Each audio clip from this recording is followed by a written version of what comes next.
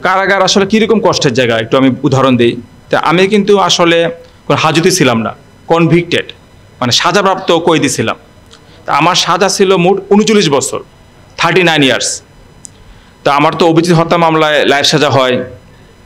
এরপরে ২০২৩ সালের ৩০শে জানুয়ারি ঢাকার সাইবার কোর্টে একটি মামলা, শেখ হাসিনা কটূক্তি, এই মামলায় আমার ৭ বছর সাজা হয়।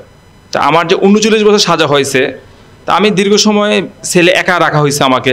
৫ই আগস্টের পরেও আমি এক রুমে একা থাকতাম। শয়তান কিন্তু সবসময় একটু উস্কানি দিত আমাকে যে তুমি সুসাইড করো, তুমি মরে যাও, তোমার যে সাজা 39 ইয়ার্স, এটাতে খেটে বের হওয়া সম্ভব না, কারণ একটা মানুষ বাঁচে কয়দিন, তুমি মরে যাও। তো ওই সময় কিন্তু একটা আশা ছিল যে না, আমি আবার আপনাদের মাঝে ফিরত আসবো। কারণ যখন আমি দেখছি যে বাইরে আমাকে নিয়ে আলোচনা হচ্ছে, ডেমনস্ট্রেশন হচ্ছে, আমার মুক্তি চাওয়া হচ্ছে, তখন আশা ছিল যে না, আমি আবার আপনাদের মাঝে ফিরে আসবো। শয়তান কিন্তু সবসময় যারা মজলুম কারাবন্দী এতে উস্কানি দেয় যে তোমরা সুইসাইড করে ফেলো, মরে যাও। আর কারাগার তো আসলে খুবই কষ্টের জায়গা। যারা কয়েদি মানে কনভিক্টেড, তাদেরকে কিন্তু কাজ করতে হয়, তারা কিন্তু বসে থাকতে পারে না। কাজগুলি কিন্তু সকল কাজ আরাম না। যেমন লাইব্রেরির যে কাজটা, এই কাজ মাত্র ২ থেকে ৩ জনকে এই কাজ করার সুযোগ দেওয়া হয়, লাইব্রেরি দফা। বাকি যে কাজগুলি, যে রান্না করা, বাগানের কাজ, সুইপার দফার কাজ, পরে অফিসের কাজ, কেস টেবিল, বিচার বৈঠকে লেখালেখি, প্রত্যেকটা কাজে প্রায় ৯ থেকে ১০ ঘন্টা সময় দিতে হয় কয়েদিদের। তো কয়েদিরা যে এত পরিশ্রম করে, এত কাজ করে, তারা কিন্তু কোনো বেতন পায় না, কোনো আর্থিকভাবে কোনো সাহায্য করা হয় না কয়েদিদেরকে, জাস্ট কাজ করানো হয়। যেটা দেওয়া হয় মার্কা, বা আমরা রেয়াত বলি আর কি, যে বছরে ৩ মাস। আচ্ছা, বছরে ৩ মাস মার্কা পাওয়া তো সহজ না। মার্কাটা মূলত পায় বছরে ২ মাস। আর বাকি মার্কাগুলি আইজি ডিআইজির রেয়াত আছে, তাদের একটা বিশেষ রেয়াত দেয় কয়েদিদের। কোন কয়েদিদের দেওয়া হয়? যে সকল কয়েদি ৩ বছর কারা অপরাধ মুক্ত থাকবে, ৩ বছর যদি কোনো কয়েদি নামে কোনো অপরাধ না হয়, তাহলেই সে এই আইজি ডিআইজির মার্কা পাবে।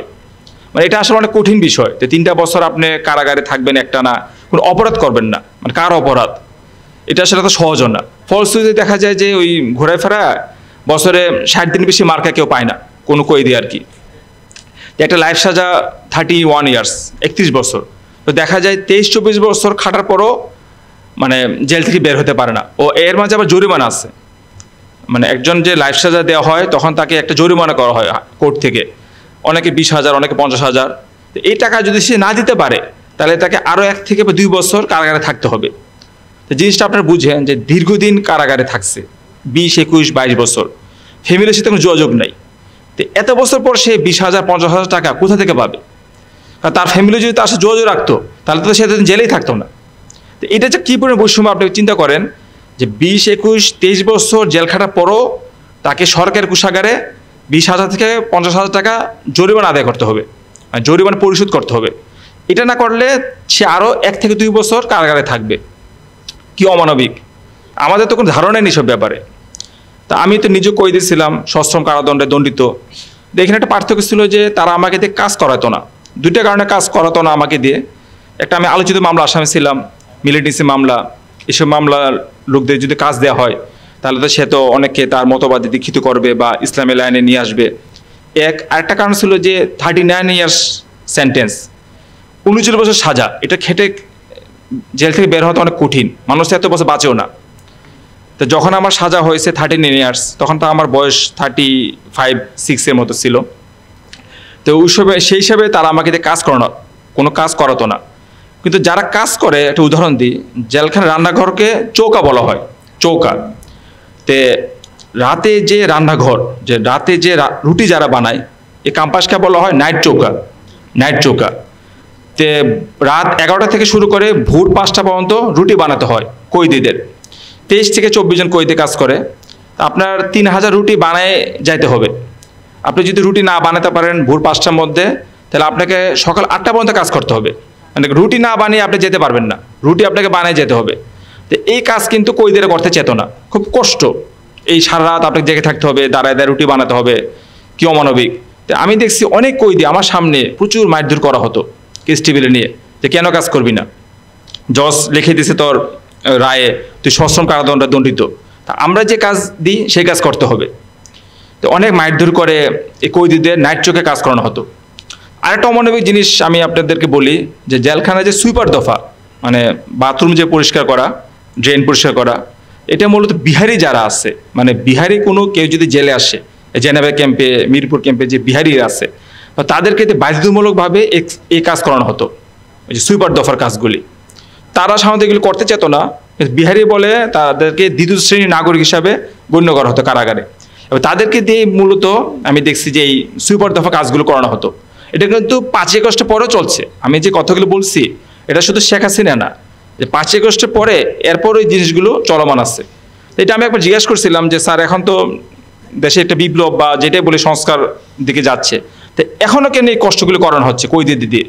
আমি যেহেতু কয়েদি ছিলাম, আমি ওনাদের সাথে থাকতাম একসাথে একই ব্লকে, মানে প্রার্থী হলে আমাকে কাজ করানো হতো না, কিন্তু আমি তাদের সাথে একসাথে থাকতাম। তখন যে তার উত্তর দেয় জেলা সুপার যে জেল কোড আছে, জেল কোড দ্বারা জেল চালাতে হবে।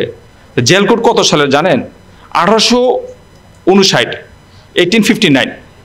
মানে সিপাহী বিদ্রোহ যখন ব্যর্থ হয়, মানে আলেম জনতার বিদ্রোহ, তখন ব্রিটিশ সরকার দেখে যে ইস্ট ইন্ডিয়া কোম্পানি দ্বারা ভারত শাসন করা যাবে না। তখন মহারানী ভিক্টোরিয়া সরাসরি ভারতের শাসনভার গ্রহণ করে।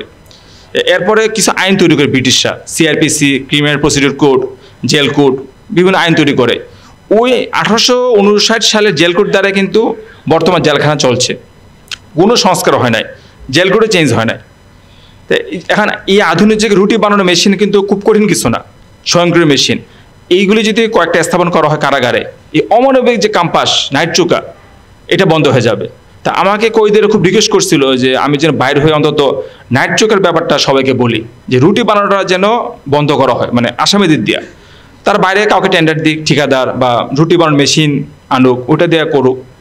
খুবই অমানবিক। আর বিহারি দিয়ে দিয়ে যে কাজ করানো হয় সুইপার দফার, এটাও আসার বন্ধ করা উচিত। তার চুক্তিভিত্তিক নিয়োগ দিক, বাইরে যারা আছে এই পেশায় বাথরুম পরিষ্কার করে, তারা এসে কাজ করে যাক কারাগারে।